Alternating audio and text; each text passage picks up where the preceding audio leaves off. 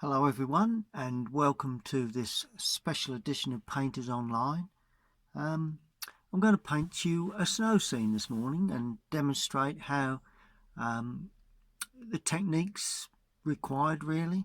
Composition is pretty simple really, as you can see on the screen.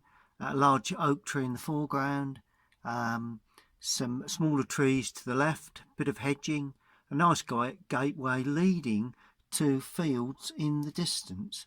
The light is actually coming more or less face on, probably just behind the large tree on the right, which gives us a good opportunity to have nice light sky. But this particular painting has most of the actual snow that's accumulated on the trunks of the trees and branches. They're all in shadow, so this technique shows you exactly how to deal with that situation.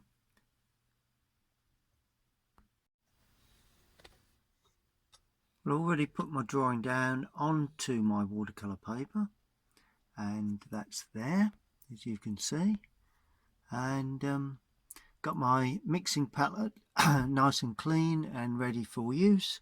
All my necessary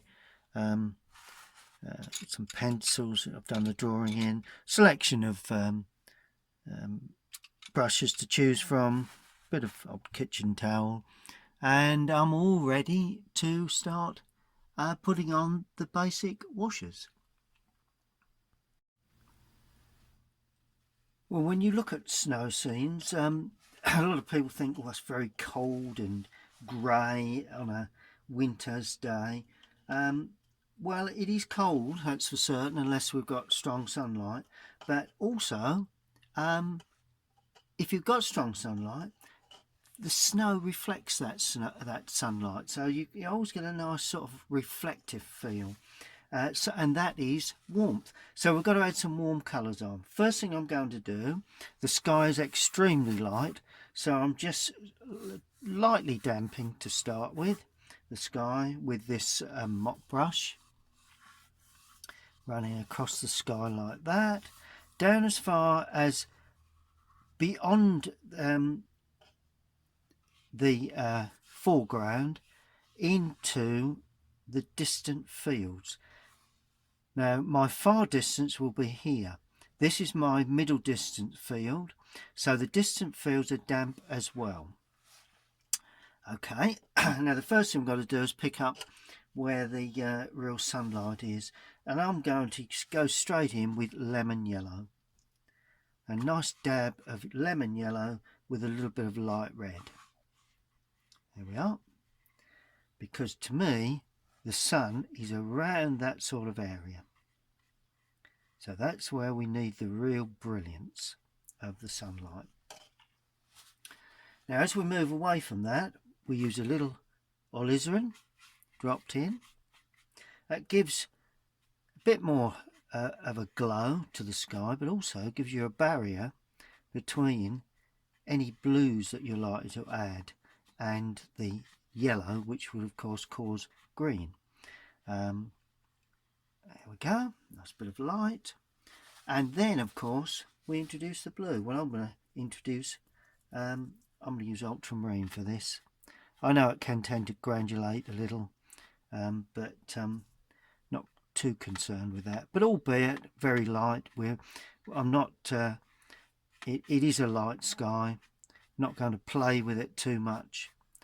There you go, look at that, lovely. Now that light will then reflect in the snow.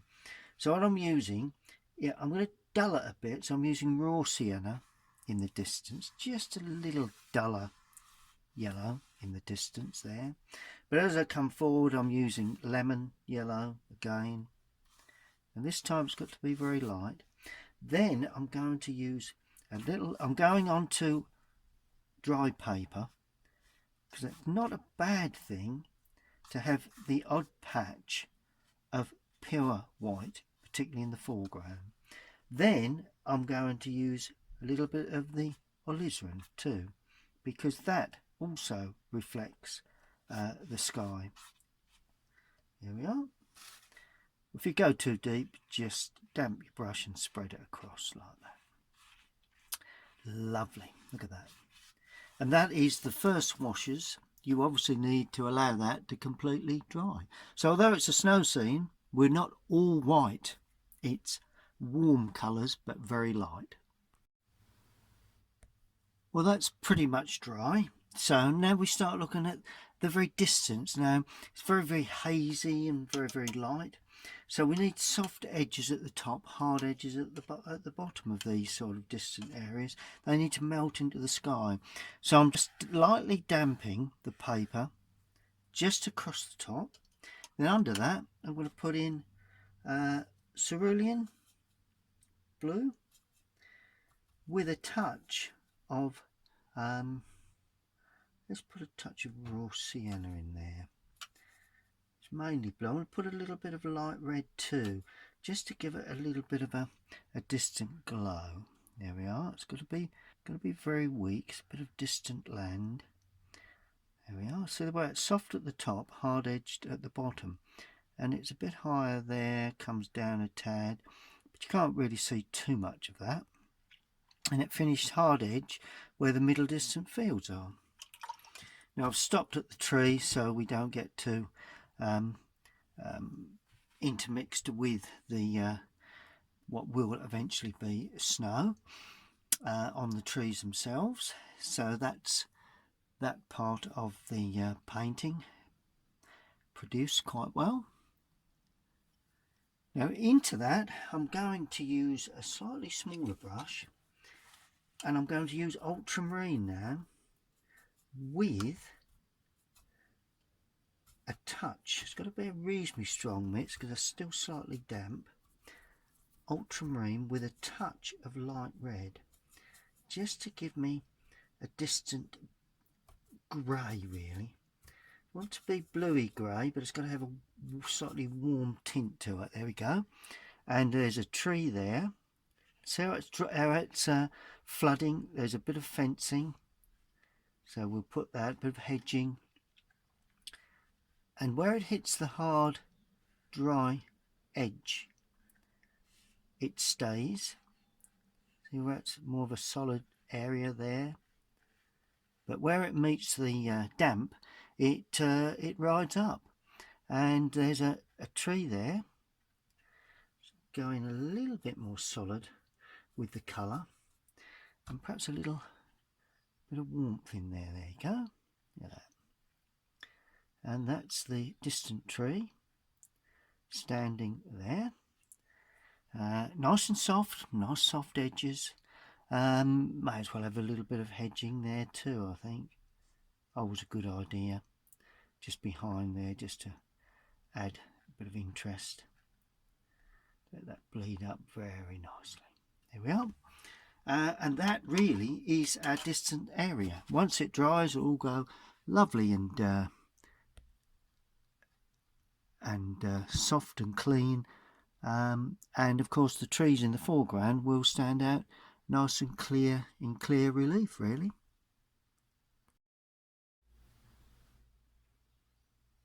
Okay, well that's just drying off nicely. Nice bit of depth there, blurring into the distant sky. I've even started to warm up, so it's slightly warm. So although, you know, it's distant, I've given a little bit of warmth. But of course, as I come forward to the hedging, then I really need some nice warm tones, because the sun is hitting the front of the side of those hedgings, and I'm going to use a flat brush, well loaded with lemon yellow and a touch of light red. Let's put a touch of crimson in there too, so we get a nice warm. It's virtually in shadow, but it's got that lovely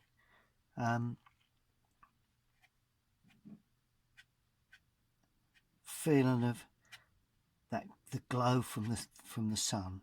There we go. And it overhangs that bit. I don't want to completely, a little bit close to that tree, but that's because I'm rather excited about the whole business. which quite often happens when you get quite excited about this sort of business. Now I'm using a bit more burnt umber now in the lower area, just to give it a bit of extra depth. There we are. And then I'll move to the other side of that tree. Now I'm going to paint around the trees, could paint over and lift off.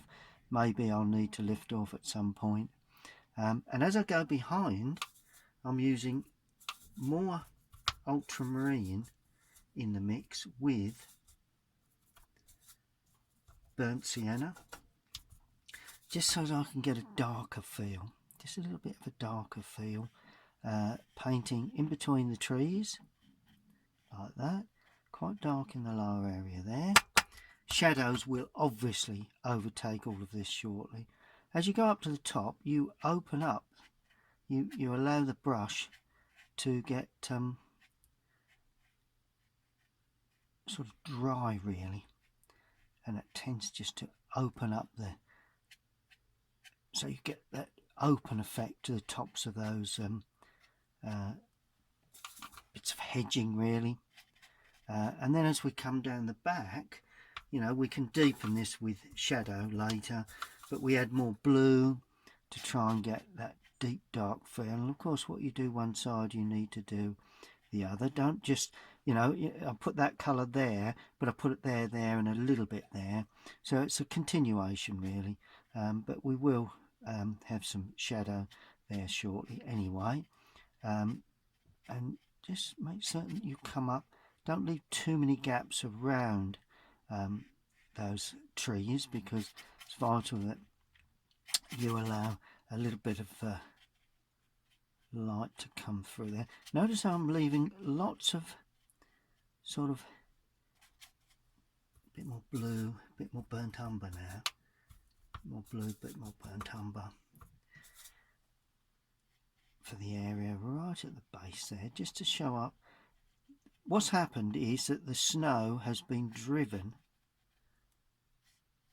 against those posts and the hedging, so consequently some areas you'll see quite a bit of gaps, which will be eventually the snow.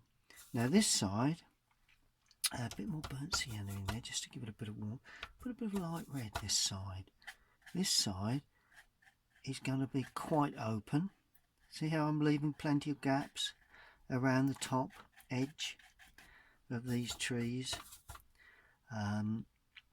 Always a good thing to do, it just gives that impression of snow. Sharpening up the back there, and just a little feel of some overhanging branches there. A bit more burnt umber, a bit more ultramarine, trying to get that really dark glow, a bit more burnt sienna or even light red.